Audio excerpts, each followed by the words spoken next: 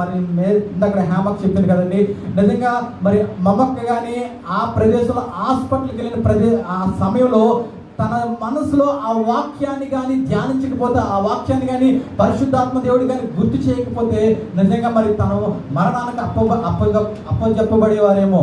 అందుకని పరిశుద్ధాత్మ దేవుడు, అందుకే వాక్యము చదవడం చాలా ఇంపార్టెంట్. ఆ వాక్యము ఇప్పుడు కాకుండా ఎప్పుడైనా సరే మనకు అది గుర్తు చేస్తుంది అనమాట.